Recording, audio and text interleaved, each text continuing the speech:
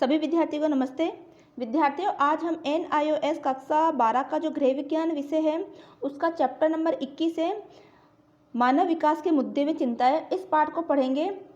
तो इस मॉड्यूल के अंतर्गत यानी मानव विकास का जो मॉड्यूल है, जो मॉड्यूल नंबर 4 है, इस पाठ के इस मॉड्यूल के अंतर्गत अपन ने पिछले पाठ पढ़े हैं, जिसके अंदर अपन ने किशोरावस्था पढ़ी है, बाल्यावस्था पढ़ी है, जिसमें 0 से 5 साल तक के बच्चों का विकास कैसे होता है, ठीक है। और उसके बाद में 6 से 11 साल के मानव का विकास कैसे होता है, कौन कौन सी उसमें समस्या आती है, क्या क्या उनमें सारी परिवर्तन आते हैं, और किशोर अवस्था के बारे में अपन ने पिछले पाठ में पढ़ा है।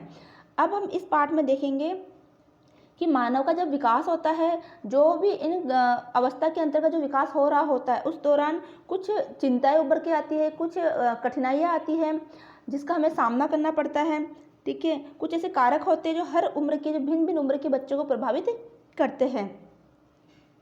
तो पढ़ते हैं इस पाठ को। तो आपसे रिक्वेस्ट है कि आप वीडियो को लाइक करें, ज़्यादा से ज़्यादा शेयर करें और चैनल को सब्सक्राइब करें, ताकि हमें भी मोटिवेशन मिल सके। तो मेरा मुहिम ये है कि पहले मैं सारे चैप्टर पढ़ा दूं, क्योंकि चैप्टर पढ़ने के बाद में आपको पाठ है वो समझ में आ जाएगा कि इस पाठ में क्या बात बताई गई है, क्या विचार इसमें दिए गए हैं। उसके बाद अगर आप क्वेश्चन आंसर को याद करते हो तो आसानी से वो आपको याद हो जाते हैं। तो पढ़ते हैं इस पाठ को। आप भिन्न भिन्न उम्र में बच्चों के विकास के विषय में वे उनके विकास को प्रभावित करने वाले कारकों के विषय में पहले ही पढ़ चुके हैं। तो हमने भिन्न भिन्न उम्र में बच्चों का जो विकास कैसे होता है वो हमने पढ़ा है, और उनको कौन कौन से कारक उनको प्रभावित करते हैं वो भी हमने पढ़े हैं। लेकिन कुछ बच्चों को अपने पूर्ण विकास के लिए आवश्यक सुविधाएं व वातावरण नहीं मिल पाता। उदाहरण के लिए भारतीय घरों में लड़कियों की अपेक्षा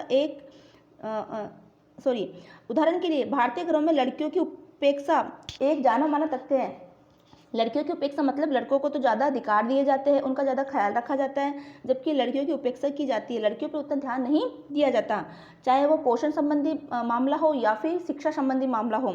कई बच्चों को तो स्कूल जाने की अपेक्षा खतरनाक व्यवसायों में अपनी गरीबी के कारण काम करना पड़ता है। तो कई बच्चे ऐसे अब होते हैं जो खतरनाक व्यवसायों में कम उम्र में ही काम करने लग जाता है, क्योंकि उनकी गरीबी रहती है, जबकि अन्य कई असामाजिक गतिविधियों में लिप्त हो जाते हैं। असामाजिक गतिविधि जैसे कि है ना, नशा वगैरह करना, चोरी वगैरह करना, ठीक है, या कुछ अपराध करना, इस तरह के गतिविधियों में जो बच्चे हैं वो लिप्त हो जाते हैं। कई बच्चे विकलांग होते हैं। जिन बच्चों को एड्स नामक बीमारी है या जिनके माता पिता को एड्स है, उन्हें समाज से बहिष्कृत कर दिया जाता है। कुछ बच्चों को नशे की लत लग जाती है, कभी भूले भटके, कभी हम उम्र साथियों की वजह से। वो क्यों होता है? या तो वो भूले भटके तरीके से, है ना, उनको अनजान होते हैं और उन नशीली पदार्थों को सेवन करने लग जाते हैं। उनकी जो हानि है वो पहचानते नहीं कि इससे हमारे शरीर को क्या हानि होगी। और या फिर उनकी जो हम उम्र साथी होते हैं उनके दबाव में आके, उनकी देखा देखी करके भी ये बच्चे जो है वो नशे की लत करने लगते हैं। ऐसे सब बच्चों को हमारी आवश्यकता है। इस पाठ में हम ऐसे बच्चों से संबंधित विशेष मुद्दों के विषय में पढ़ेंगे और उनकी सहायता के कुछ तरीकों की बात करेंगे। पाठ का उद्देश्य है लड़कियों के प्रति बढ़ते भेदभाव की व्याख्या करना, बाल अपराधी शब्द की परिभाषा व इसके कारणों की विवेचना करना, बाल श्रम के परिणामों का बाल विकास और प्रभाव की व्याख्या, आर्थिक व सामाजिक रूप से पिछड़े बच्चों की समस्याओं के निराकरण के लिए सुझाव देना, बच्चों की कुछ शारीरिक विकलांगताओं का सूचीकरण, उनकी परेशानियों व विकलांग बच्चों की सहायता के लिए सुझाव देना, मंदबुद्धि बच्चों की सहायता के लिए दिशा निर्देश बनाना, HIV तथा एड्स को परिभाषित करना तथा एड्स से संबंधित भ्रांतियां बताना कि एड्स से संबंधित क्या क्या भ्रांति हमारे समाज में व्याप्त है, सुरक्षित मातृत्व के तरीकों का सुझाव देना जिससे अस्वस्थता व मृत्यु दर कम हो सके, नशीले पदार्थों के सेवन के लक्षण तथा परिणामों की व्याख्या करना। तो ये सभी मुद्दे हैं जो हम इस पाठ के अंतर्गत देखेंगे। अब अपन पहला पॉइंट देखते हैं, 21.1 बालिकाओं से भेदभाव। तो अक्सर आपने देखा होगा कि हमारे समाज में बालिकाओं के साथ कई तरह के भेदभाव किए जाते हैं। वो किस तरह के भेदभाव है वो हम इस टॉपिक के अंदर का देखेंगे। नीचे लिखी कहानी पढ़िए, ये पढ़े। सीमा एक झोपड़ी में रहने वाली 10 वर्षीय लड़की है। वह 5 बजे सवेरे उठकर दूसरे घरों में काम करने के लिए जाती है। उसके बड़े भाइयों को पढ़ाई में दिलचस्पी न होने के बावजूद भी जबरन स्कूल भेजा जाता है। जब भी सीमा स्कूल जाने की जिद करती है उसके माता पिता द्वारा उसे डांट दिया जाता है। उसके भाइयों को घर के लिए वरदान समझा जाता है, जबकि सीमा को बोझ समझा जाता है। यानी कि वो बेटा है तो बेटे के लिए तो कहा जाता है कि वो तो घर का क्या है, वरदान है, और बेटी को बोझ समझा जाता है। इस कहानी को पढ़कर आपको सीमा के जीवन के विषय में कैसा लगता है? क्या यही भारत की बहुत सी लड़कियों की स्थिति नहीं है? भारत में लड़कियों का जीवन कठिन है, उनके प्रति जन्म से ही भेदभाव बरता जाता है। कई घरों में लड़कियां अवांछित होती है, यानी कि वो लड़कियों को अवांछनीय समझते हैं, वह उनकी देखभाल भी ढंग से नहीं की जाती और उन्हें तुच्छ समझा जाता है। क्या आप लड़कियों के प्रति भेदभाव की कुछ बातें बता सकते हैं, या कुछ के विषय में बताया जा रहा है? तो कुछ मुद्दे हैं, कुछ बातें हैं जो लड़कियों के साथ समस्या बनती है, उसके बारे में बताया जा रहा है। पहला देखो, भारतीय परिवार में पहले खाना कौन खाता है? लड़कियां। नहीं, तो पहले खाना लड़कियां नहीं खाएगी, पहले पुरुष ही खाना खाएंगे? नहीं, हमारे देश की माताएं अपने पहले पतियों व लड़कों को खाना परोसती है, वह लड़कियों को बचा कुचा खाना ही परोसती है, जो गुणवत्ता व मात्रा में कभी कम होता है। उदाहरण के लिए, कई बार लड़कियों को पर्याप्त मात्रा में दाल, रोटी व सब्जी भी नहीं मिलती। खाना खिलाने में ये भेदभाव जन्म से ही प्रारंभ हो जाता है। क्या आप जानते हैं कि लड़कियों की अपेक्षा लड़कों को ज़्यादा देर तक माँ का दूध पिलाया जाता है? जब एक व्यक्ति को पर्याप्त मात्रा में भोजन नहीं मिलता, तब क्या होता है? उस व्यक्ति की रोग प्रतिरोधक क्षमता कम हो जाती है और वह जल्दी जल्दी बीमार पड़ने लगता है। जब लड़के बीमार पड़ते हैं, तब क्या उन्हें डॉक्टर के पास ले जाया जाता है? नहीं, क्योंकि अच्छा स्वास्थ्य लड़कियों के लिए महत्वपूर्ण नहीं समझा जाता। परिणाम स्वरूप कई लड़कियां अपना पहला जन्मदिन भी नहीं मना पाती। इस प्रकार से लड़कियों को पोषण व स्वास्थ्य जैसी बुनियादी सुविधाएं भी नहीं मिल पाती। तो इस तरह देखा जाए तो लड़कियों के साथ में इस तरह का भेदभाव किया जाता है। क्या स्कूल जाने वाली लड़कियों की संख्या लड़कों के बराबर होती है? बिल्कुल नहीं। आपने देखा होगा कि स्कूल जाने वाली जो लड़कियां होती हैं, उनकी संख्या लड़कों से कम होती है, और या फिर कुछ संख्या में दिखने में भी नजर आती है, तो वो दिखती है तो वो कहाँ, लड़कियों को तो सरकारी स्कूल में पढ़ाया जाता है और लड़कों को अच्छी खासी बड़ी या प्राइवेट स्कूल में, महंगी स्कूल में उनको डाला जाता है। तो इस तरह से भी उनके साथ भेदभाव किए जाते हैं। क्या स्कूल जाने वाली लड़कियों की संख्या लड़कों के बराबर होती है? इसका उत्तर भी ना ही है, क्योंकि कई लड़कियों को प्राथमिक विद्यालय से ही निकाल लिया जाता है। बहुत छोटी उम्र में ही लड़कियां अपनी मां के साथ घर का काम करना प्रारंभ कर देती हैं। तो इस तरह से क्या किया जाता है? भेदभाव किया जाता है। अब देखो, ये एक चक्र दे रखा है, जिसके अंतर्गत जो मान लो पुत्र है, तो पुत्र के साथ तो बहुत अच्छा व्यवहार किया जाता है, जिसकी लड़कियों के साथ पोषण संबंधी समस्या रहती है, जिसके अंतर्गत उनका स्वास्थ्य निम्न स्तर का रहता है, और बच्चे की स्कूल जाने की असमर्थता रहती है, तो वो उनका स्वास्थ्य सही नहीं रहेगा बच्ची का, तो वो स्कूल भी अच्छे से नहीं जा पाती, चाहे उसको किसी प्राथमिक स्कूल में डाला जाए, ठीक है, और शीघ्र ही उसका विवाह कर दिया जाता है। तो शीघ्र विवाह किया जाएगा तो क्या होगा कि शीघ्र गर्भ धारण करेगी, व इससे जुड़ी कई समस्या उसको उत्पन्न हो जाएगी, और कभी नवजात बच्चों का निम्न स्वास्थ्य घातक हो सकता है, और जो उनमें कई तरह की समस्या रहेगी, तो वो बच्चे को जन्म देगी, तो बच्चे में भी क्या होती है, कई तरह की घातक बीमारियां होती है, उसमें कुछ कमी रहती है। तो इस तरह से लड़कियों के साथ भेदभाव किया जाता है। शिक्षा की भूमिका, देखो शिक्षा की क्या भूमिका रहती है इसके अंतर्गत? एक लड़की के जीवन में शिक्षा क्या भूमिका निभाती है? लड़कियां ही बाद में अपने परिवार के हर सदस्य का जीवन चुनती है, इसीलिए उसके लिए शिक्षा बेहतर महत्वपूर्ण है। शिक्षा लड़कियों की निम्न प्रकार से मदद करती है। शिक्षा लड़कियों में जागरूकता लाती है। शिक्षा से उन्हें पता चलता है कि उनके आसपास क्या हो रहा है, क्या अच्छा है और क्या बुरा है। देखो, शिक्षा से क्या होता है? शिक्षा से अपने सोचने समझने की शक्ति का विस्तार होता है, हमारी विचार शक्ति बढ़ती है, जिससे हम सही गलत के बारे में पहचान कर पाते हैं, और हमारे इर्द गिर्द में क्या अच्छा हो रहा है, क्या बुरा हो रहा है, उसको हम आलोचनात्मक ढंग से देख पाएंगे, उसकी समीक्षा हम कर पाएंगे। शिक्षित लड़कियां स्वयं को और अपने घर को कुशलतापूर्वक चलाती है। उदाहरण के लिए, एक उपभोक्ता के रूप में उन्हें अपने अधिकारों का ज्ञान होता है। मान लो एक लड़की पढ़ी लिखी है, तो वो अपने परिवार के लिए उपभोक्ता के रूप में, जैसे कि वो मार्केट में कोई सामान खरीदने भी जाती है, तो वो अच्छे से अपने घर का बजट अच्छे से संभालेगी। साथ में ही उपभोक्ता के रूप में उसे जो भी अधिकार होते हैं उसका उसको ज्ञान होगा, और वह कम पैसे में अधिक उपयोगी वस्तु खरीद सकती है। वह अपने घर की आय व व्यय का लेखा जोखा भी रख सकती है। आय व्यय का लेखा जोखा यानी बजट क्या है उसके घर का, उसका वो लेखा जोखा रख सकती है। इसके अलावा वो कम दाम के अंदर भी अच्छी वस्तु खरीद के ला सकती है, उसको अच्छे से बार्गेनिंग करनी आती है, ठीक है, और उसके उपभोक्ता के रूप में, ग्राहक के रूप में उसे क्या अधिकार है वो भी वो आसानी से समझ जाती है और जानती है और पहचानती है, और कई तरह के जो अनुभव है, चाहे वो पढ़कर, अखबार से पढ़कर या और कोई आर्टिकल वगैरह पढ़कर, किताबें पढ़कर वो ग्रहण करती है। शिक्षा से लड़कियों को आर्थिक स्वतंत्रता मिलती है। आर्थिक स्वतंत्रता मतलब ये हुआ कि अगर वो पढ़ी लिखी लड़की होगी तो वो कोई ना कोई काम धंधा जरूर करेगी, है ना, रोजगार के अवसर उसको उपलब्ध होएंगे, जिसकी वजह से उसको आर्थिक स्वतंत्रता मिलेगी, यानी उसको किसी के सामने हाथ नहीं फैलाना पड़ेगा और वो स्वयं अपने जरूरतों को पूरा कर पाएगी। शिक्षा लड़कियों में आत्मविश्वास और कौशल जगाती है, जिससे यदि आवश्यकता पड़े तो वे कोई भी व्यवसाय करके अपने परिवार की आर्थिक सहायता भी कर सकती है। वो ये पढ़ी लिखी लड़की कहीं भी जॉब कर सकती है, ठीक है, जब उसके परिवार की आर्थिक स्थिति सही नहीं हो तो वो इस स्थिति के अंदर अपने परिवार की काम करके मदद कर सकती है या कोई व्यवसाय करके उनकी मदद कर सकती है। शिक्षित लड़कियां मां बनने के बाद अपने बच्चों की पढ़ाई लिखाई में मदद कर सकती है। शिक्षित मां अपने बच्चों से अच्छी आदतें व मूल्य विकसित करने में भी सक्षम होती है। शिक्षित मां अपने बच्चों की दैनिक समस्याओं को समझकर उनका सही मार्गदर्शन कर पाती है। यदि माता पिता अपनी पुत्री को शिक्षित करते हैं तो वे न केवल अपनी बेटी की मदद करते हैं बल्कि उसको एक अच्छी बहू, पत्नी व माँ बनने में भी मदद करते हैं। इससे समाज की भी सहायता होती है। लड़कियों के साथ होने वाले भेदभाव के विषय में पढ़ने के बाद आप अपनी बेटी के साथ किस प्रकार व्यवहार करेंगे, बालिकाओं के प्रति समाज का नजरिया बदलने में आपकी क्या भूमिका होगी। तो देखो, अब लड़कियों के साथ किस तरह के भेदभाव होते हैं, ये सब चीज़ें पढ़ने के बाद में आप खुद भी जागरूक होगे और आप किस तरह से लड़कियों के साथ व्यवहार करोगे या अपने बालिकाओं के साथ कैसा समाज में व्यवहार करोगे, इसकी आप उसमें थोड़ी आपके नज़रिया भी बदलेगा, ठीक है, और आपकी जो भूमिका रहेगी वो सकारात्मक भूमिका ही रहेगी। तो कहा जाता है कि एक शिक्षित बच्ची जो होती है या अपनी पढ़ी लिखी जो लड़की होती है वो अपनी 7 पीढ़ियों तक शिक्षा का संचार अपने परिवार में करती है, क्योंकि वो अपने बच्चों को पढ़ाएंगे, ठीक है, अपनी बेटियों को पढ़ाएगी, वो बेटी सिर्फ फिर अपने बच्चों को पढ़ाएंगे। तो इस तरह से एक पीढ़ी दर पीढ़ी उसकी शिक्षा का प्रचार उसकी फैमिली में होता रहता है।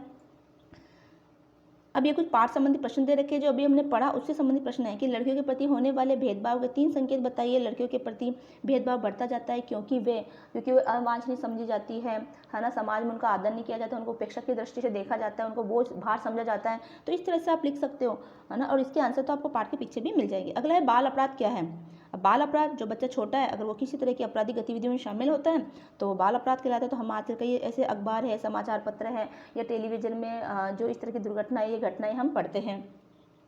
क्या आप प्रतिदिन अखबार पढ़ते हैं? इससे मुख्य समाचार क्या होते हैं?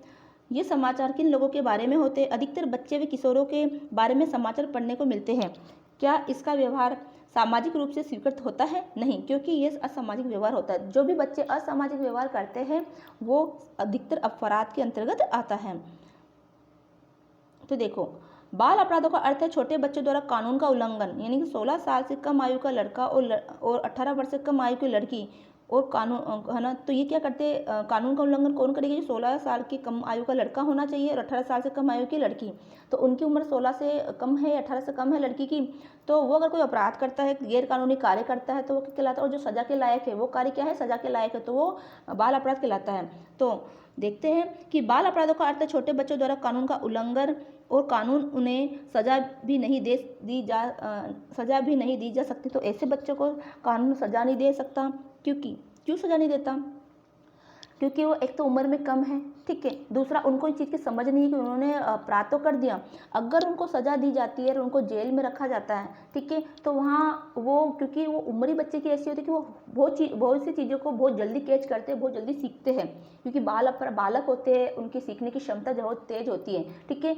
तो क्या करते हैं, अगर उनको जेल में रखा जाएगा, उनको बाकी के अपराधियों के साथ रखा जाएगा, तो ऐसे अपराधी वहाँ जेलों में होते हैं तो उनको तो और ज़्यादा ट्रेनिंग मिल जाएगी, ठीक है, वो उनके संपर्क में आएगा तो और ज़्यादा अपराधी बनेंगे, वो बाहर आके फिर उससे भी बढ़कर कोई अपराध करेंगे। तो इसीलिए उनको सुधार गृह में, बाल सुधार गृह होते हैं, वहाँ रखा जाता है, वहाँ उनकी शिक्षा वगैरह की व्यवस्था की जाती है, न कि उनको जेल में रखा जाए।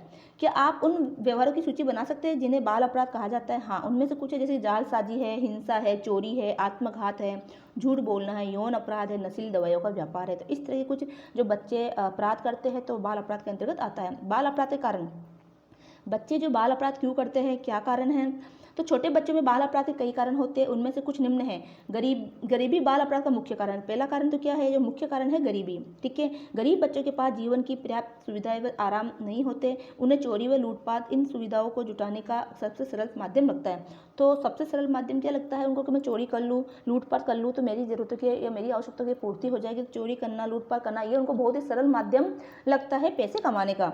अतः छोटे बच्चे चोरी और डकैती करने लगते हैं। कभी कभी गरीबी के कारण स्वयं माता पिता ही अपने बच्चों को चोरी के लिए उकसाते हैं। क्या बुरी संगत से भी कोई व्यक्ति अपराधी बन सकता है? हाँ, कई बार बच्चे या किशोर अपने समूह के नेताओं को प्रभावित करने के लिए चोरी, झूठ बोलना, खिड़कियों से के कांच तोड़ना आदि गतिविधियां करते हैं।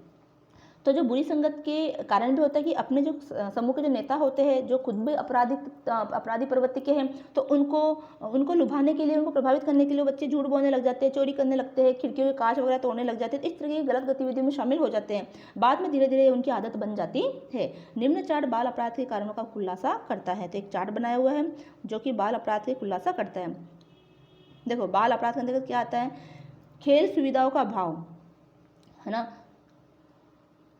गरीबी के कारण और मीडिया में हिंसा, चोरी, झूठ बोलना, तो गरीबी के कारण भीड़ भाड़ भरे घर, ठीक है, एकांत की कमी, कम आयु में यौवन का ज्ञान, तो कम आयु में बच्चे यौवन शिक्षा को ले लेते हैं और फिर वो उस तरह की गलत अपराध करते हैं। माता पिता के झगड़े, तो बच्चों में असुरक्षा की भावना पैदा होती है, तो हताश हो जाते हैं बच्चे और फिर बाल अपराध करते हैं। मीडिया में हिंसा, बुरी संगत, मीडिया में कई ऐसी जैसे कि टीवी वगैरह है, फिल्म वगैरह, उसमें वो कई बार ऐसी हरकतें देखते हैं तो उनका असर उन पर बुरा प्रभाव पड़ता है ना, या फिर बुरी संगत में पड़ जाते हैं जिसके कारण वो बाल अपराध हो जाते हैं, ये बाल अपराधी हो जाते हैं। क्या मीडिया में दिखाई जा रही हिंसा भी बाल अपराध को बढ़ावा देती है? फिल्मों में भी, किताबों में बाल अपराधी को एक सशक्त पात्र के रूप में चित्रित किया जाता है। कई बार क्या होता है कि जो छोटा बच्चा होता है, जब हम फिल्म वगैरह देखते हैं तो उसमें कोई छोटा बच्चा होता है जो बड़ा होकर हीरो बनेगा, तो उसको कई तरह के अपराध करते हुए दिखाया जाता है, ठीक है। तो उसके अंदर तो इस तरह से कहानी बनाई जाती है कि वो छोटा है और उसने कई तरह के ऐसे कांड कर दिए, फिर बड़ा जाके वो या फिर कोई डॉन बन गया, है ना, या फिर बाद में जाके वो अच्छे काम कर रहा है, चाहे वो गरीबों के लिए काम कर रहा हो लेकिन कर तो अपराध रहा है, ठीक है। तो इस तरह के प्रभाव बच्चों के ऊपर पड़ते हैं, फिर वो बच्चे भी इस तरह से करने लगते हैं।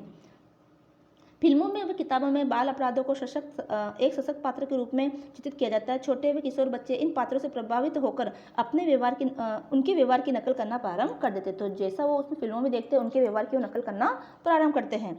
माता पिता के बीच नियमित झगड़े भी इस समस्या का कारण होते हैं। जब माता पिता बच्चों के सामने ऊंची आवाज में झगड़ते हैं, तब बच्चे इन लड़ाइयों से काफ़ी डर जाते हैं। इन लड़ाई से बच्चों में असुरक्षा की भावना पैदा होती है। उन्मूलन के तरीके, उन्मूलन मतलब इस तरह के जो व्यवहार होते हैं, बाल अपराध होते हैं, उसके कैसे हम उससे छुटकारा पा सकें, कैसे उसको ख़त्म कर सकें। अपराधी प्रवृत्ति के बच्चों के साथ क्या होता है? लोगों की शिकायत पर ऐसे बच्चों को रिमांड होम में भेज दिया जाता है। रिमांड होम में क्या होता है? यहाँ बच्चों को उनकी अपराधी प्रवृत्ति को बदलने के अवसर दिए जाते हैं। उन्हें व्यावसायिक प्रशिक्षण उपलब्ध करवाकर उन्हें अपने पांव पर खड़े होने का मौका दिया जाता है।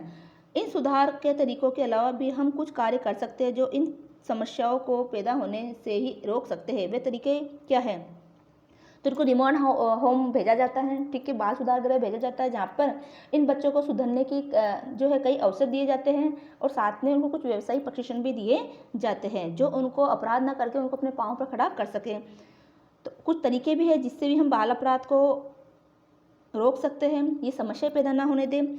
गरीबी बाल अपराध का मुख्य कारण है। क्या आप जानते हैं कि हमारे देश में गरीबी उन्मूलन के लिए कुछ कार्यक्रम चलते रहते हैं? हाँ, ऐसे कई कार्यक्रम हैं। ऐसी कुछ संस्थाओं का पता लगाइए जहां कम ब्याज दरों पर किसी व्यवसाय के लिए ऋण उपलब्ध कराया जाता है। इसके अतिरिक्त युवक युवतियों को व्यावसायिक प्रशिक्षण भी कुछ संस्थाओं में दिया जाता है।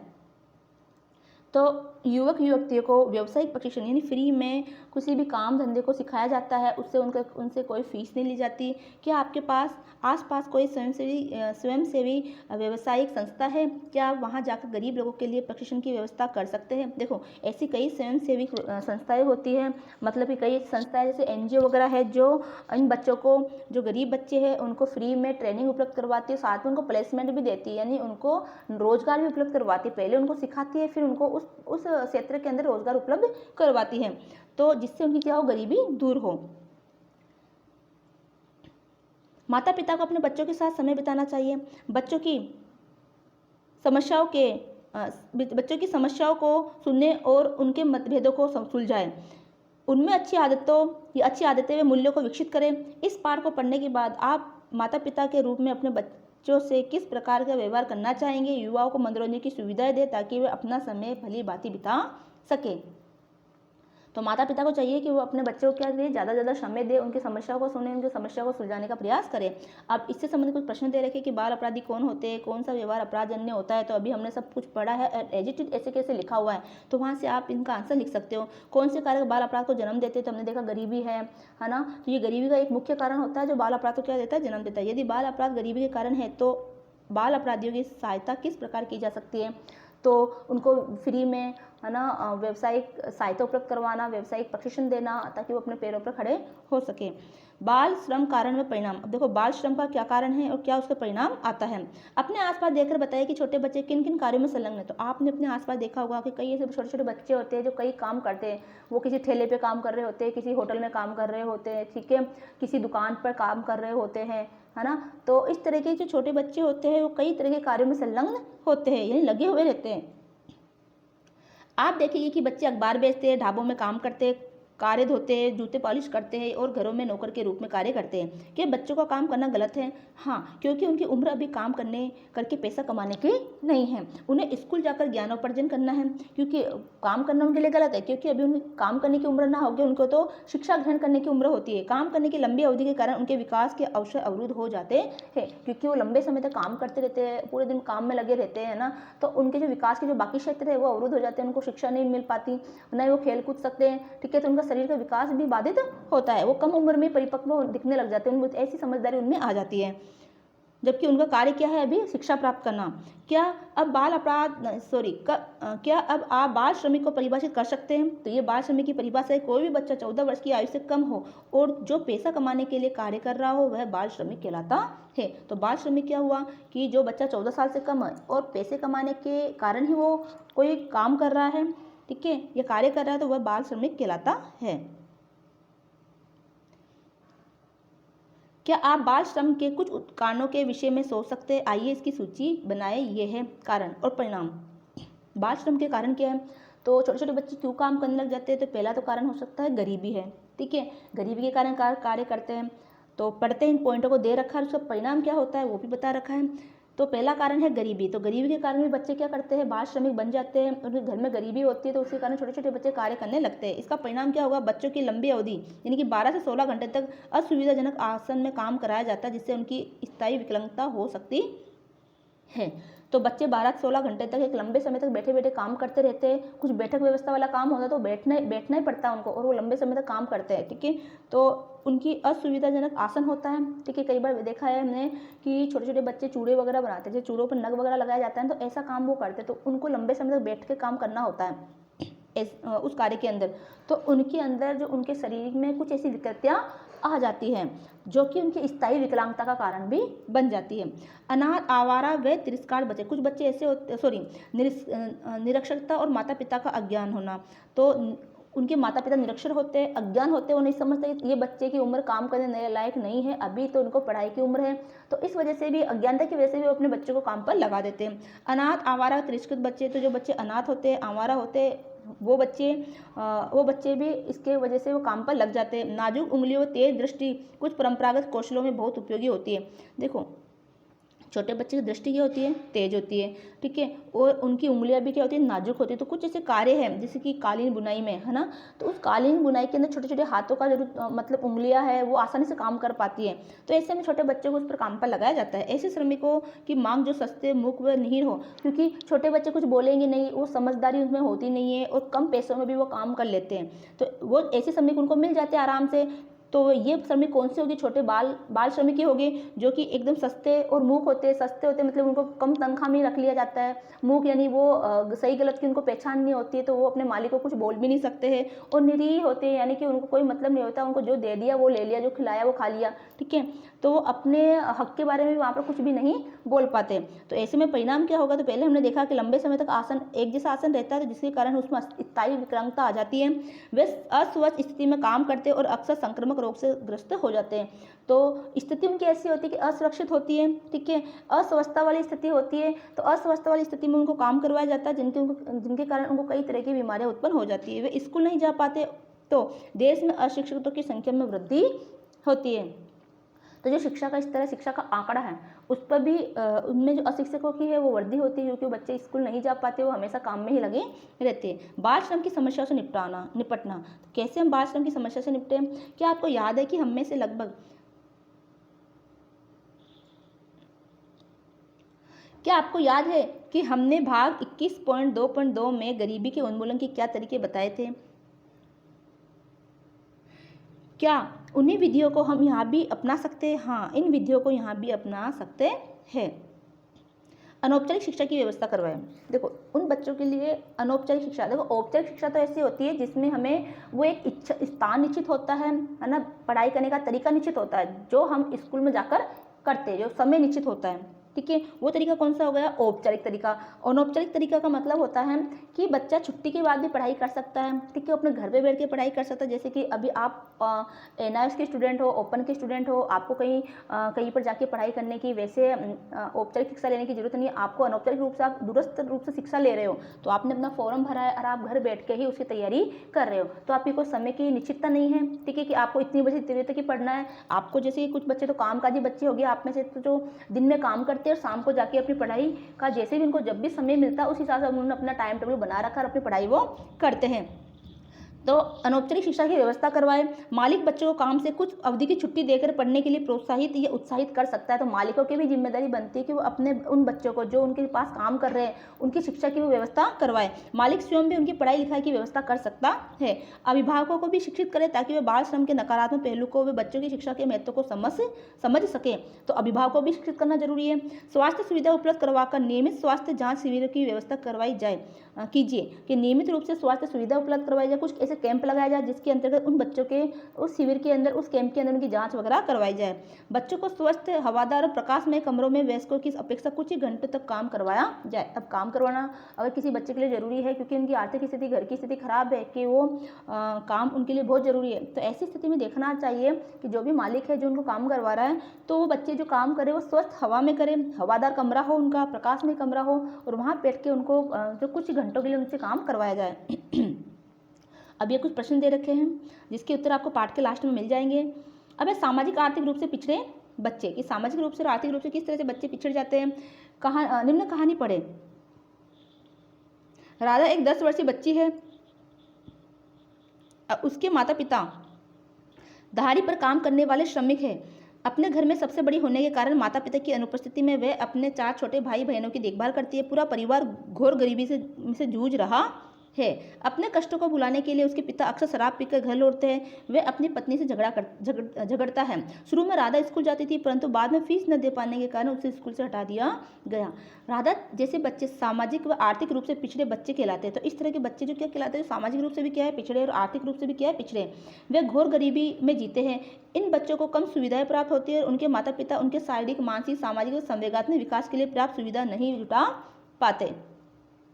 सामाजिक व आर्थिक रूप से पिछड़े बच्चों की सहायता कैसे की जाए। देखो, सामाजिक व आर्थिक रूप से पिछड़े बच्चों की सहायता हम कैसे कर सकते हैं। ऐसे बच्चों के सर्वांगीण विकास के लिए क्या किया जाना चाहिए। सर्वांगीण विकास मतलब उसका संपूर्ण तरीके से विकास हो, सामाजिक विकास भी हो, मानसिक विकास भी हो, संवेगात्मक विकास हो, शारीरिक विकास हो, ये चारों पहलुओं में उसका विकास हो, सर्वांगीण विकास हो। उसके लिए क्या किया जा सकता है, यहाँ कुछ सुझाव दिए गए हैं। पहला है शिक्षा का प्रलोभन। क्या दिया जाए, शिक्षा का प्रलोभन दिया जाए। तो आजकल आपने देखा है कि जो भी गवर्नमेंट स्कूल है वो फ्री में बच्चों को किताबें उपलब्ध करवाती है, उनको मिड डे मील देती है, उनको खाने के लिए जो है फ्री में उनको लंच में खाना मिलता है ना, उनको साइकिलें दी जाती है लड़कियों को। ये क्यों किया जा रहा है, ताकि माता पिता को ऐसे न डालेगा तो प्रलोभन की वजह, लालच की वजह से ही अपने बच्चों को स्कूल डालेगा तो कुछ तो सीखेगा बच्चे, जाकर कुछ तो शिक्षा प्राप्त करेगा। तो इस वजह से शिक्षा का प्रलोभन देखकर भी सरकार उन बच्चों को शिक्षा की तरफ अग्रसर कर सकती है। उन्हें मुफ्त किताबें, कॉपी, पेंसिल, वर्दी, छात्रवृत्तियाँ और मध्यकालीन भोजन आदि का प्रलोभन दीजिए। इससे उनके माता पिता को उन्हें स्कूल भेजने का प्रोत्साहन मिलेगा। कई बच्चों में ऐसा कार्य प्रारंभ हो भी चुका है। तो ऐसा कार्य प्रारंभ हो चुका, आप देखते हो आज सरकारी गवर्नमेंट स्कूलों में इस तरह के कार्यक्रम किए जाते हैं। व्यावसायिक शिक्षा, शिक्षा के साथ साथ उन्हें व्यावसायिक प्रशिक्षण भी दिया जाना चाहिए ताकि स्कूल की शिक्षा पूरी करने के बाद वे कोई व्यवसाय अपना सके। देखो, स्कूली शिक्षा के साथ साथ में ये जरूरी है कि कुछ व्यावसायिक शिक्षा भी बच्चों को दी जाए, ताकि जब उनकी स्कूल की शिक्षा पूरी हो जाए तो सिर्फ वो गवर्नमेंट की नौकरियों के पीछे ना भागकर वो जो भी उन्होंने हुनर सीखा है, जो भी उन्होंने व्यावसायिक शिक्षा ली है, उसको वे बाहर जाकर यानी कि अपने जीवन में उससे संबंधित कार्य कर सके और वो अपनी आर्थिक स्थिति को सुधार सके। इससे उनमें आत्मविश्वास जगेगा और वे विभिन्न स्थितियों का सामना अच्छी प्रकार से कर सकेंगे। आप ऐसे ही अन्य मुद्दों के विषय में ये freethechildren.org पर लॉग इन कर सकते हैं। तो यहाँ पर आपको इस तरह के व्यवसायों के बारे में जानकारी मिलेगी। अब ये कुछ पाठगत प्रश्न दे रखे हैं जो हमने पढ़ा है उसके अंतर्गत है। ठीक है, अगला है शारीरिक विकलांगता। तो कई बच्चे ऐसे होते हैं जो शारीरिक रूप से विकलांग होते हैं। बचपन से ही रानी चल नहीं सकती क्योंकि उसे पोलियो हो चुका है। 5 वर्षीय नईम अपने सिर पर नियंत्रण नहीं रख पाता। सुबोध अंधे होने के कारण पिंकी की कहानी की किताब नहीं पढ़ सकता। टोनी न तो बोल सकता है और न सुन सकता है, परंतु वह अपनी माँ के इशारों से बात समझ सकता है। तो इस तरह के अपने देखा होगा कि कुछ शारीरिक रूप से विकलांग बच्चे होते हैं, जो देखो चित्र में बता रखा है। इन सब बच्चों के साथ क्या परेशानी है? ये बच्चे वैसे काम नहीं कर पाते जैसे आप और हम कर सकते हैं। तो इन बच्चों के साथ क्या परेशानी है? क्योंकि शारीरिक रूप से क्या है, विकलांग बच्चे हैं, क्योंकि ये उस तरह से काम नहीं कर पाते जैसा कि आप और हम कर पाते हैं। तो विकलांग बच्चे उन क्रियाकलापों को नहीं कर पाते जो मानव के लिए साधारण समझे जाते हैं। तो विकलांग हम किसे कहेंगे? विकलांग बच्चे कि वो बच्चे वो काम भी नहीं कर पाते जो कि मानव के लिए साधारण समझे जाते हैं।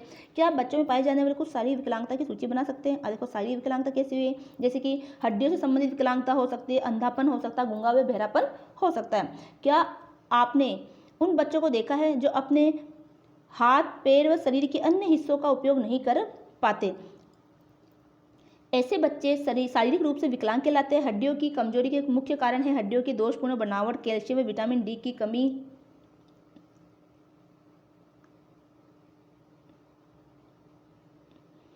कैल्शियम में विटामिन डी की कमी या फिर दुर्घटनावश हड्डियों को क्षति पहुंचना। आपने नृत्यांगना सुधा चंद्रन के विषय में सुना होगा, जिसकी दोनों टांगें 1981 में एक दुर्घटना के बाद काटनी पड़ी थी। साहसी सुधा ने हिम्मत नहीं हारी और कृत्रिम पांव के सहारे वह वापस नृत्य करने लगी। तो सुधा चंद्रन के बारे में आपने सुना होगा। आपने टेलीविजन के अंदर ये एक अभिनेत्री है जिनकी जो दोनों पाँव हैं, दोनों टांगे हैं, 1981 में किसी दुर्घटना में कर चुकी थी। तो उनकी जो कृत्रिम पाँव लगे हुए और वो एक अच्छी नृत्यांगना डांसर भी है। तो आप उनको आप यूट्यूब पर भी देख सकते हो, उनका नाम सर्च करके कि आप उनको देखोगे तो लगेगा ही नहीं कि ये विकलांग है। ठीक है, वह लगातार दृढ़ इच्छा शक्ति व साहस का सुंदर उदाहरण है। उन्हें अपनी विकलांगता पर जयपुर फुट के आधार पर विजय प्राप्त की और भारत की एक सुप्रसिद्ध नृत्यांगना बनी है। जयपुर फुट का एक कार्यक्रम है जिसके अंतर्गत तो ऐसे लोगों को जिनके पैर काम नहीं करते, पैर कट चुके होते, उनको नकली पैर लगाया जाता है। याद रखें, हमारे बीच ऐसे कई सुधा है, उन्हें हमारे सहारे व प्रोत्साहन की आवश्यकता है। कुछ बच्चों की मांसपेशियां अकड़ी होती है। ऐसे बच्चे स्फोटिक बच्चे कहलाते हैं। जिनकी मांसपेशियों में अकड़ होती है वो बच्चे स्फोटिक बच्चे कहलाते हैं। इन बच्चों को गत्यात्मक और शारीरिक संतुलन में समस्या आती है। तो साधारण रूप से जो हमारा शरीर गतिविधि कर सकता है, गतियाँ कर सकता है, उन गतियों को करने में ऐसे बच्चों की आती है, थोड़ी समस्या आती है और वो अपने शरीर का संतुलन ठीक से नहीं बना पाते। अक्सर उनके हाथ, सिर व पैर दोषपूर्ण व धीरे चलते हैं। ऐसे बच्चों के शरीर में अकड़न अलग अलग मात्रा में होती है। क्या आपने अपने आसपास नेत्रहीन आंशिक रूप से अंधे बच्चों को देखा है? उनकी क्या समस्या है? ये क्या समस्या होती है? आंशिक रूप से अंधे बच्चों की दृष्टि धुंधली होती है। वे नेत्रहीन बच्चे बिल्कुल भी देख नहीं पाते।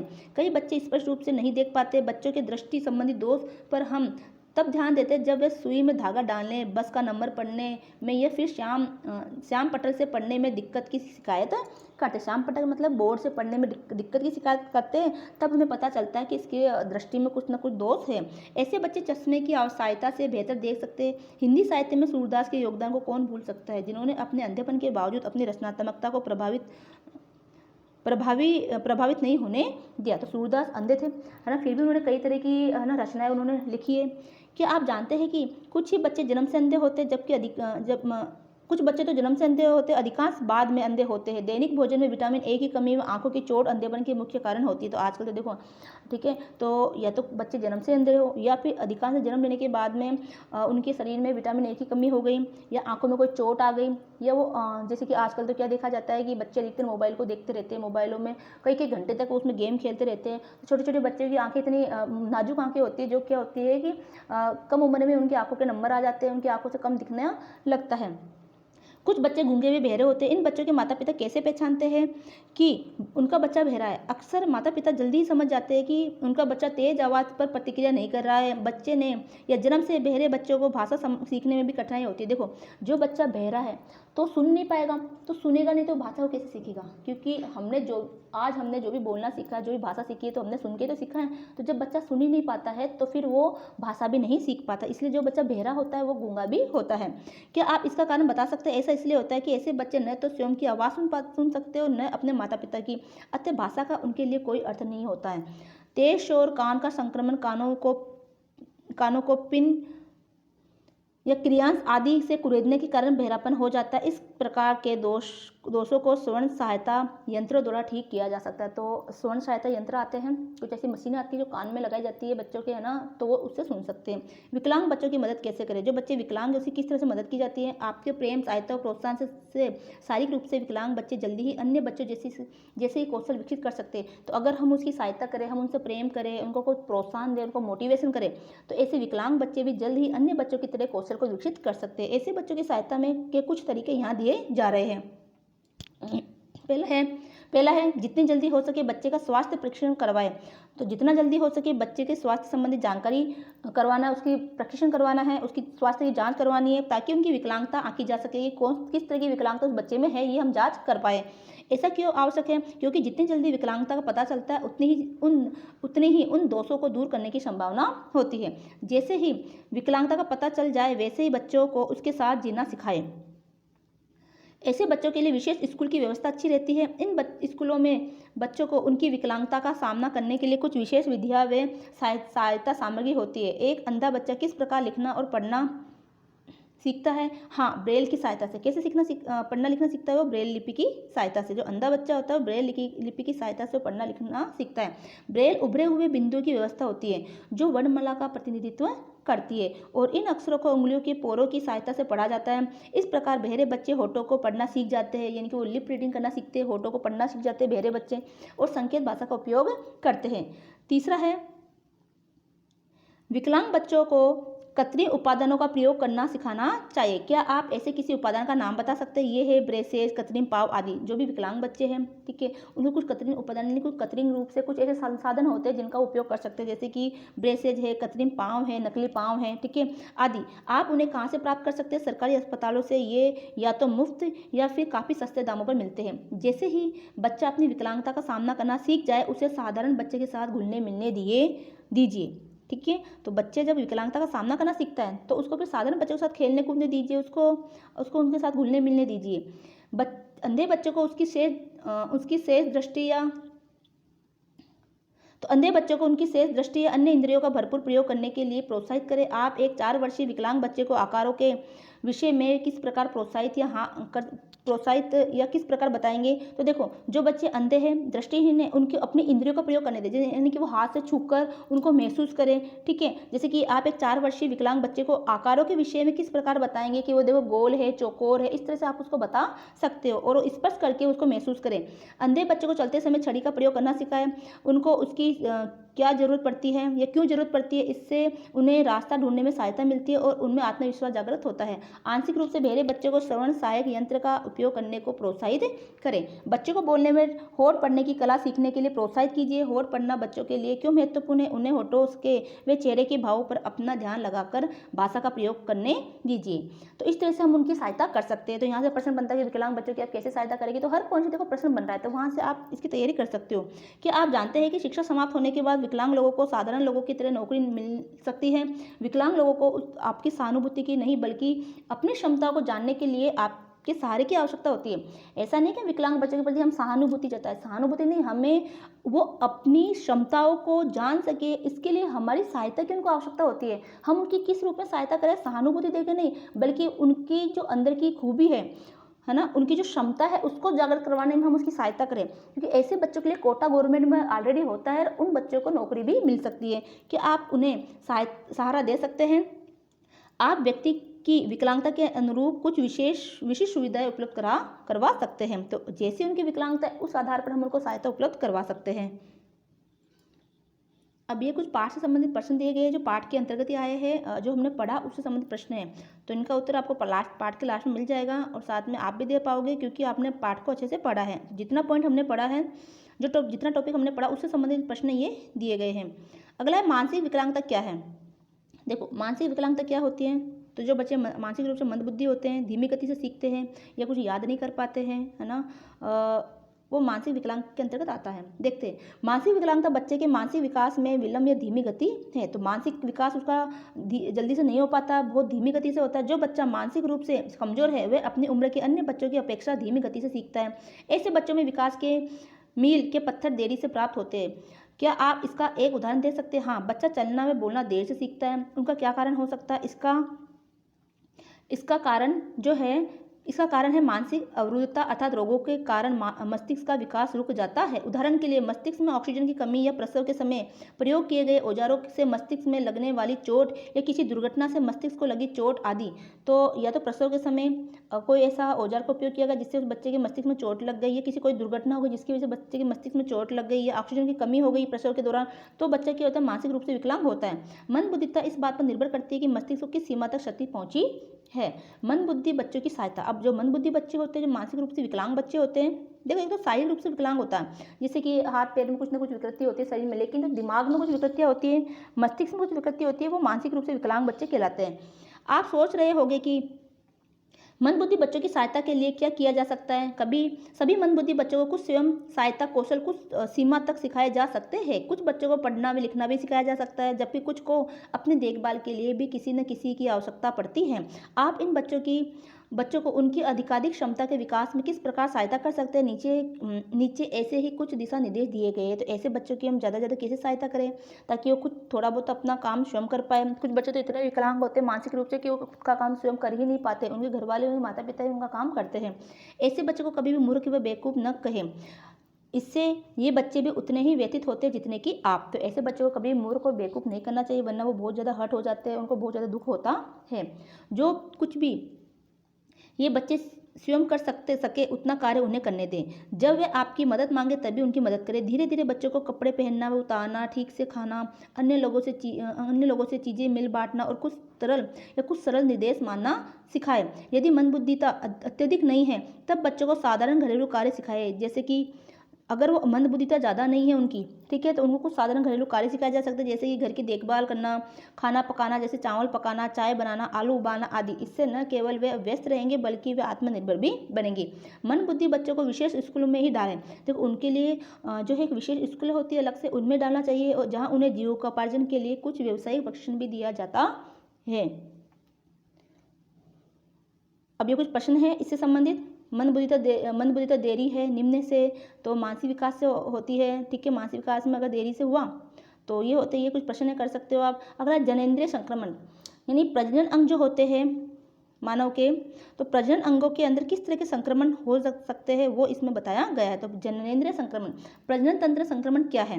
कभी कभी प्रजनन अंगों के आसपास के क्षेत्र में सूक्ष्म जीवाणु द्वारा संक्रमण हो जाता है। संभोग के दौरान ये जीवाणु एक व्यक्ति से दूसरे व्यक्ति तक पहुंच सकते हैं और इस प्रकार प्रजनन तंत्र संक्रमण फैलता है। जननेंद्रिय संक्रमण क्या है? जो संक्रमण सेक्स द्वारा फैलते हुए जननेंद्रिय संक्रमण कहलाते हैं। सेफिलिस तथा गोनोहरिया इस प्रकार के संक्रमण है। संक्रमण का आपका नाम याद रखना है आपको, ठीक है। संक्रमण बैक्टीरिया द्वारा होता है और संक्रमित व्यक्ति से यौन संबंध द्वारा होता है। संक्रमण के लक्षण 2-5 दिन में गोनोहरिया और 10 से 90 दिन में सेफिलिस दिखाई पड़ते हैं। तो ये जो संक्रमण के जो लक्षण हैं उस व्यक्ति में नजर आने लगते हैं, ठीक है। लक्षण क्या क्या हो सकते हैं? बुखार और घाव हो जाते हैं त्वचा पर, गले में तथा गुप्तांगों में, विशेषकर प्रजनन अंगों, मल द्वार तथा मुंह में आसपास में घाव होना, ठीक है। अगला हाथ पैर तथा हथेलियों पर दाने हो जाते हैं, मुंह में सफ़ेद दाग पड़ जाते हैं, गुप्तांगों के पास मस्से हो जाते हैं, संक्रमित भागों में बाल झड़ना शुरू हो जाता है। रोकथाम तथा उपचार, व्यक्ति विशेष के साथ ही लैंगिक संपर्क स्थापित करें, यानी हर व्यक्ति के साथ आपको संबंध नहीं बनाना है, ठीक है। समलैंगिक संबंध या वेश्यावृत्ति से दूर रहें, उपयुक्त चिकित्सक उपचार ले। एड्स क्या है? एड्स का पूरा अर्थ है एक्वायर्ड इम्यूनोडिफिशियंसी सिंड्रोम। तो इसका पूरा नाम आपको याद रखना कि एड्स का पूरा नाम क्या है, तो एक्वायर्ड इम्यूनोडिफिशियंसी सिंड्रोम। ऐसा इसलिए कहा जाता है कि एक्वायर्ड का मतलब क्या है, क्योंकि अनुवांशिक नहीं है, ये रोग दूसरों से लगता है, ये अनुवांशिक रोग नहीं है, जबकि ये तो किसी से संक्रमित व्यक्ति से ही किसी को लगता है, तो ये दूसरे से लगता है। इम्यूनोडिफिशियंसी का मतलब क्या है? इम्यूनोडिफिशियंसी का मतलब ये है कि इससे शरीर की रोग प्रतिरोधक प्रणाली, यानी कि शरीर की रोगों से, जीवाणुओं से लड़ने की शक्ति पहले से कमजोर हो जाती है और अंततः नष्ट हो जाती है। तो इम्यूनिटी डिफिशियंसी हो जाती है, यानी कि शरीर में जो रोग प्रतिरोधक क्षमता होती है हमारी, वो क्या हो जाती है, वो खत्म होने लग जाती है। जो भी हमारे आसपास में कई असंख्य कीटाणु हमारे घूम रहे होते हैं, तो हमारी जो प्रतिरोधक क्षमता है वो उन कीटाणु से, उन रोगाणु से हमारी रक्षा करती है। तो ये जो प्रतिरोधक क्षमता है वो धीरे धीरे शरीर की नष्ट होने लग जाती है, जिसकी वजह से उसको कई तरह की बीमारियां घेर लेती है। सिंड्रोम ये केवल एक रोग या उसके लक्षण नहीं है, बल्कि कई रोगों का एक समूह है। तो कई तरह के रोग उसको हो जाते हैं। एड्स HIV नामक वायरस के कारण उत्पन्न स्थिति है, जिससे शरीर की रोग प्रतिरोधी क्षमता को क्षति पहुंचती है। किसी एक शारीरिक लक्षण से एड्स नहीं पहचान नहीं हो सकती। देखो, कोई भी एक शारीरिक लक्षण से एड्स की पहचान नहीं हो सकती, क्योंकि हमने भी पढ़ा है, क्योंकि एड्स कई रोगों का समूह होता है। एड्स के सभी लक्षण अन्य बीमारियों के लक्षण भी हो सकते हैं। केवल उचित प्रशिक्षणों से ही HIV संक्रमण की पहचान संभव है। तो उचित प्रशिक्षण यानी उचित जाँच करवा के ही, विशेष जांच करवा के ही हम एड्स के बारे में जानकारी प्राप्त कर सकते हैं कि वो रोग हुआ है या नहीं। HIV क्या है? जो विषाणु एड्स का कारण बनता है उसका नाम HIV है। अब HIV क्या है? जिसके कारण एड्स फैलता है, जिस विषाणु के कारण एड्स फैलता है वही क्या है? HIV है, जो ह्यूमन इम्यूनो डिफिशियंसी वायरस का संक्षिप्त रूप है। तो ये इसका पूरा नाम है, HIV का पूरा नाम। ठीक है। रोगी के शरीर के अंदर मौजूद विषाणु से शरीर की रोग प्रतिरोधक क्षमता कमजोर होती जाती है और व्यक्ति बीमारी का शिकार बन जाता है। वर्तमान में HIV के 2 विषाणु हैं, HIV-1 व HIV-2, जो एड्स पैदा करते हैं। HIV रिट्रोवायरसों की श्रेणी का एक वायरस है। ये अत्यंत सूक्ष्म होता है, ये बाल के 1000वें हिस्से के बीच से भी छोटा होता है। तो ये एक बहुत ही सूक्ष्म जीवाणु होता है। ठीक है, ये बहुत ही सूक्ष्म वायरस होता है, जो बाल के 1000वें हिस्से अगर कर लो तो इतना छोटा वो इसका हिस्सा होता है। ये सेही या सूर्यमुखी के खिले फूल जैसा दिखता है। HIV एड्स और रोग प्रतिरोधक क्षमता। रोग प्रतिरोधी क्षमता का अर्थ है शरीर का संक्रमण व रोगों से बचाव, अपना बचाव। तो रोग प्रतिरोधक क्षमता का मतलब क्या है कि व्यक्ति का जो शरीर है वो शरीर संक्रमण व रोगों से अपना बचाव। त्वचा शरीर का बाह्य रक्षा तंत्र है, जबकि सफेद रक्त कणिकाएं यानी WBC शरीर की रक्षा प्रणाली के क्रियान्वयन के लिए महत्वपूर्ण है। तो हमारी त्वचा तो हमारे शरीर की बाह्य रोगों से हमारी रक्षा करती है, कि बाहर की जो भी धूल मिट्टी, जो भी कचरा वगैरह है हमारे शरीर पर त्वचा पर आकर जम जाता है, शरीर के अंदर प्रवेश नहीं कर पाता। और हम जब नहाते हैं, स्नान करते हैं, तो उस मेल को हम, उस गंदगी को हम निकाल देते हैं। साथ में ही हमारे शरीर के अंदर श्वेत रक्त कोशिकाएं होती है, यानी हीमोग्लोबिन के अंदर जो हमारे रक्त होते हैं उसमें 2 कोशिकाएं होती है। तो लाल रक्त कोशिकाएं है ना, जो रेड कलर की होती है, और श्वेत रक्त कोशिकाएं जो कि व्हाइट कलर की होती है। तो श्वेत रक्त कोशिकाएं क्या करती है? हमारी रोगों से रक्षा करती है। जब व्यक्ति HIV से संक्रमित हो जाता है, तब शरीर अपनी रक्षा के लिए HIV के लिए प्रतिपिंड उत्पन्न करता है। देखो, जब शरीर HIV से संक्रमित होगा तो हमारा शरीर है वो HIV से लड़ने के लिए प्रतिपिंड यानी एंटीबॉडीज उत्पन्न करेगा। वह तत्व है जो शरीर की वायरस व बैक्टीरिया द्वारा उत्पन्न संक्रमण से रक्षा करते हैं। परंतु ये इन प्रतिपिंडों में HIV विषाणु का सामना करने के लिए पर्याप्त शक्ति नहीं होती। तो लेकिन जो भी प्रतिपिंड हमारा शरीर उत्पन्न करता है, उससे लड़ने के लिए, उस विषाणु से लड़ने के लिए उस प्रतिपिंडों के अंदर पर्याप्त शक्ति नहीं होती। देखो, हमारा शरीर भी ऐसा ही किसी रोग से लड़ता है। मान लो अभी कोरोना नामक बीमारी आई, ठीक है, तो कई व्यक्तियों को ये बीमारी हुई, ठीक है, और वैक्सीन लगने से पहले तो इन बीमारी के तहत उन्होंने क्या किया, उनका शरीर उससे पहले लड़ता है, लेकिन वो शरीर उससे जब लड़ने की क्षमता खत्म हो जाती है तो वो रोग उसको ज़्यादा हावी हो जाता है। तो जो वैक्सीन लग रही है वो क्या है? तो टीका है, यानी वैक्सीन है, वो क्या है कि उस व्यक्ति के शरीर में कमजोर किया हुआ वो विषाणु होता है, वो कीटाणु होता है उस रोग का, जो उसके शरीर में डाला जाता है। फिर तभी तो वैक्सीन लगने के बाद कईयों को ना बुखार वगैरह आने लग जाती है। क्यों? जो कीटाणु आपके शरीर में डाला गया उससे लड़ने के लिए उसका आपका शरीर क्या कर रहा है? प्रतिपिंड को तैयार कर रहा होता है। और वो प्रतिपिंड जब तैयार हो जाता है तो वो उस कीटाणु से को मार के ख़त्म कर देता है। ठीक है, तो फिर आपको 1-2 दिन बुखार चलेगा, फिर ठीक हो जाओगे आप। तो फिर जब कभी भविष्य में ऐसा कोई कीटाणु, ऐसा कोई विषाणु आपके शरीर में प्रवेश करता है तो आपका जो प्रतिपिंड जो उस समय विकसित हुआ था, तो आपकी जो शरीर की जो सैनिक प्रणाली है वो पुनः सक्रिय हो जाती है और समझ जाती है कि ऐसा विषाणु पहले भी आया था, हमने उससे सुरक्षा प्राप्त की थी। ठीक है, तो वो प्रतिपिंड पहले से आपके शरीर में मौजूद होते हैं। तो जब कभी भविष्य में ऐसा कोई संक्रमण आपको लगता है तो आपका शरीर उससे सुरक्षा प्राप्त करता है। तो परंतु ये इन प्रतिपिंडों में HIV विषाणु का सामना करने के लिए पर्याप्त शक्ति नहीं होती है। HIV रक्त की सफेद रक्त कोशिकाओं या कणिकाओं के अनुवांशिक भाग को संबंध कर देती है, तो उसको खत्म कर देती है। कोशिकाओं के इस अनुवांशिक भाग में चिपक कर वायरस प्रजनन करता है। तो जो सफेद रक्त कोशिकाएं की जो कोशिका होती है सफेद रक्त कणिकाओं की, उससे वो वायरस चिपक जाता है और फिर वो प्रजनन करता है, अपनी संख्या को बढ़ाता है। जब वायरस कोशिका में प्रवेश कर उसका भाग बन जाता है, तब बिना कोशिकाओं को नष्ट किए इस विषाणु को खत्म करना दुष्कर होता है। वायरस को खत्म करने का अर्थ है कोशिकाओं को खत्म करना और शरीर की रोग प्रतिरोधी क्षमता को और अधिक कमजोर करना। तो इसलिए वो वायरस खत्म नहीं हो पाता और वो रोग उस व्यक्ति को फैलता ही जाता है। एड्स के लक्षण।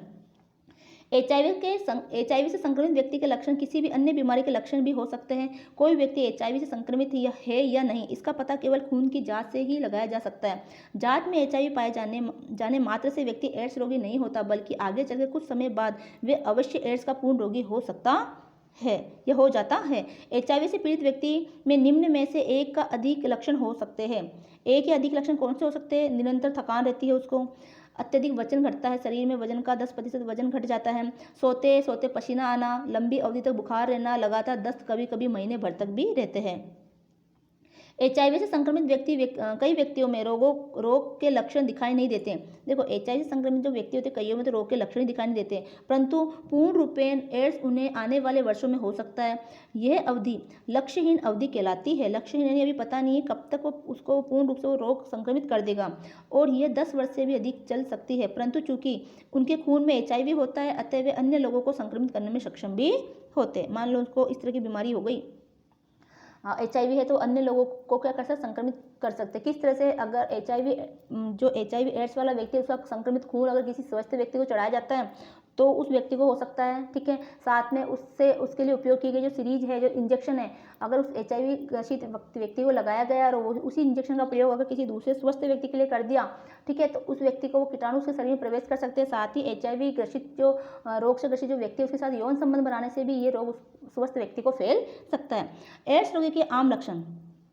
सूजी हुई गलग्रंथियों जो साधारणतः बगल में, गर्दन में व जांघों के आसपास होती है। मुंह के अंदर, गले व जीभ पर सफेद चकत्ते होना जो फफूंदी के संक्रमण से होते हैं। त्वचा के ऊपर या नीचे लाल, भूरे या गुलाबी चकत्ते, मुंह के अंदर या आंखों की पलकों पर चकत्ते। क्षय रोग यानी टीबी रोग हो जाता है। व्यक्ति के शरीर को संक्रमण के पश्चात एचआईवी के प्रतिपिंड उत्पन्न करने में 2 सप्ताह से 3 महीने का समय लगता है। जब व्यक्ति संक्रमण हो जाता है तो उसके पश्चात एचआईवी के प्रतिपिंड उत्पन्न होने में 2 सप्ताह से 3 महीने का समय लगता है। यह समय व्यक्तिगत भिन्नताओं पर निर्भर करता है। यह इस बात पर भी निर्भर करता है कि रक्त में वायरस कितनी तादाद में उपस्थित है, व्यक्तिगत रोग प्रतिरोधी क्षमता कितनी है, बार बार संक्रमण की संभावना तथा व्यक्ति की मनोस्थिति जैसे चिंता व अवसाद आदि। अन्य स्वास्थ्यगत खतरे जैसे धूम्रपान, थकान, कुपोषण या अत्यधिक मदिरापान की आदत आदि के कारण एड्स अधिक जल्दी विकसित होता है। तो आपको एड्स के बारे में देखो, इतना लंबा जो टॉपिक आपके लेसन में दे रखा, तो उससे प्रश्न बनना वाजिब है, ठीक है। तो आपको ध्यान रखना है, इसके बारे में अच्छे से जानकारी प्राप्त करके आपको एग्जाम में बैठना है। एचआईवी प्रशिक्षण। अब देखो, एचआईवी का प्रशिक्षण किस प्रकार किया जाए। एचआईवी प्रतिपिंड संक्रमण के पहले 3 महीने में विकसित होते हैं, अतः 3 महीने के पश्चात रक्त प्रशिक्षण द्वारा एचआईवी प्रशिक्षण करना संभव होता है। तो एचआईवी का जो संक्रमण है वो 3 महीने के बाद में विकसित होता है। 3 महीने के बाद में उसका खून की जांच उस व्यक्ति की करवाई जानी चाहिए। कभी कभी प्रतिपिंड विकसित होने में 6 महीने का समय भी लग सकता है, परंतु बहुत कम लोगों में। अतः यदि 3 महीने बाद परीक्षण नकारात्मक होता है तब पुनः एक बार 6 महीने बाद परीक्षण कराना ठीक रहता है। एचआईवी संक्रमण के माध्यम। अब किस तरह से एचआईवी संक्रमण फैलता है। एचआईवी रक्त, वीर्य, योनि स्राव द्वारा और माँ द्वारा बच्चे को होता है। रक्त द्वारा संक्रमण। चूंकि एक विषाणु रक्त में रहता है, अतः यह रक्त उत्पादों द्वारा फैलता है। एचआईवी फैलता है सुइयों के इस्तेमाल से, सिरिंज से, ब्लेड व चाकू से, शल्य चिकित्सा के औजार से आदि से। यदि ये संक्रमण उपकरण बिना जीवाणु रहित किए हुए स्वस्थ व्यक्ति पर प्रयोग किए जाते हैं, जो भी ये उपकरण है वो एचआईवी व्यक्ति पर जो प्रयोग कर लिया या उसके लिए इस्तेमाल किया गया है, तो इन उपकरणों का अगर पहले जीवाणु रहित नहीं किया, उसको अच्छे साफ नहीं किया, तब इनमें भी संक्रमण हो सकता है। अनुचित ढंग से जीवाणु रहित किए गए उपकरण अधिकतर नाम गुदगुदाने के लिए, एक्यूप्रेशर के लिए, कान छेदने के लिए या परंपरागत उपचार के तरीके के लिए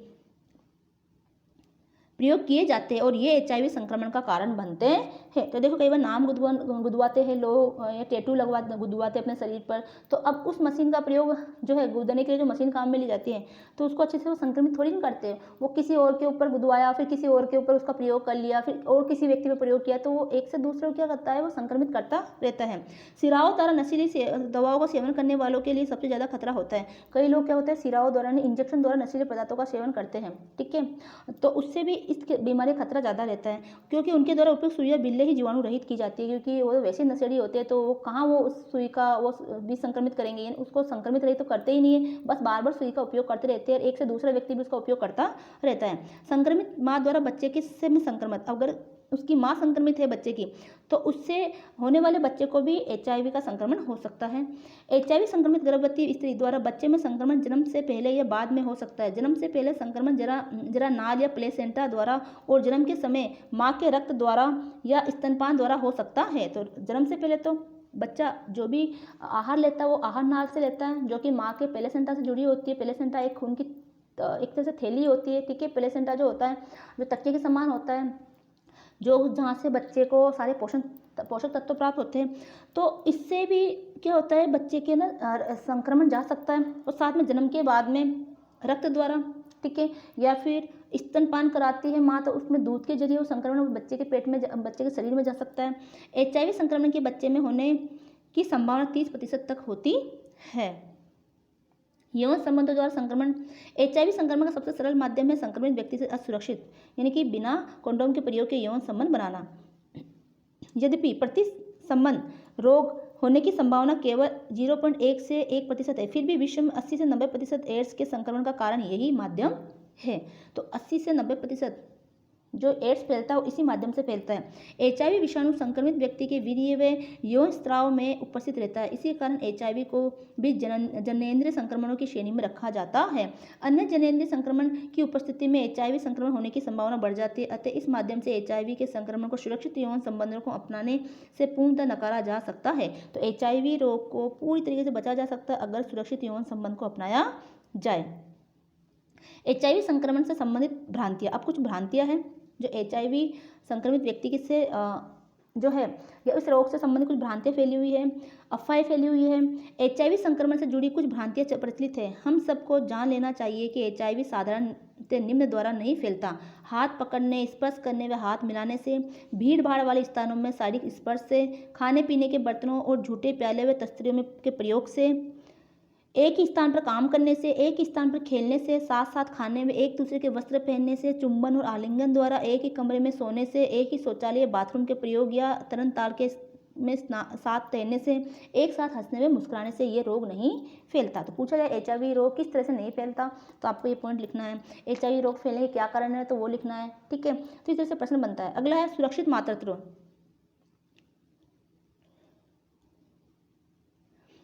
साधारणतः यह माना जाता है कि मातृत्व शिशु के जन्म से प्रारंभ होता है।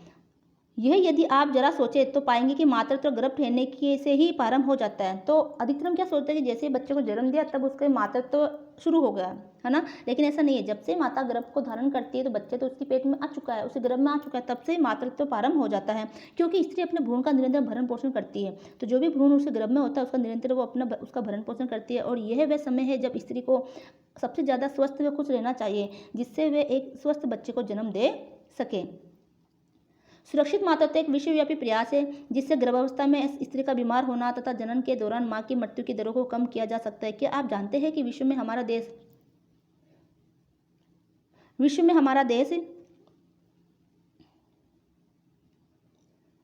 उन देशों में आता है जहां सर्वाधिक माताएं बच्चों को जन्म देते समय मर जाती है। अमेरिका में यदि 4000 महिलाएं गर्भवती हो तब उनमें से केवल एक ही मृत्यु हो सकती है, जबकि भारत में प्रति 132 गर्भवती महिलाओं में से एक की मृत्यु होती है। तब देखो मृत्यु दर भारत में ज़्यादा है गर्भवती महिलाओं का। कम आयु की महिलाएं होना ऐसा अनचाही मृत्यु का कारण हो सकता है, क्योंकि जो कम आयु की गर्भवती महिला हो जाती है कम आयु में, तो वो भी मृत्यु का कारण होता है।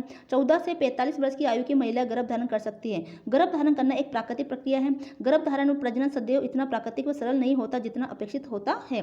विश्व में करीब 60 लाख तथा भारत में प्रतिवर्ष 1 लाख महिलाएं प्रतिवर्ष गर्भ धारण या बच्चों को जन्म देने की समस्या से मरती हैं।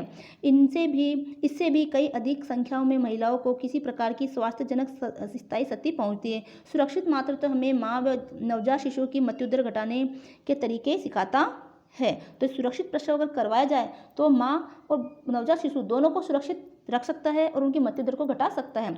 महिलाओं को सुरक्षित मातृत्व के लिए निम्न की जानकारी आवश्यक होनी चाहिए। देखो महिलाओं की मृत्यु दर घटे, सुरक्षित मातृत्व अपनाएं, उसके लिए कुछ जानकारी होना जरूरी है। पहला कि अल्प आयु में या देर से गर्भधारण से बचे, जैसे कि 18 वर्ष से पूर्व और 35 से 37 वर्ष की आयु के बाद गर्भधारण से जच्चा तथा बच्चे दोनों के लिए असुरक्षित हो सकता है। पारिवारिक नियोजन करें, अर्थात गर्भधारण के मध्य कम से कम 2 वर्ष का अंतर होना आवश्यक है, जिससे जच्चा का शरीर पुनः स्वस्थ हो सके। तो जो जच्चा होता है, जो महिला होती है, उसका शरीर वापस स्वस्थ हो सके और अगले संतति को जन्म देने के लायक बन सके।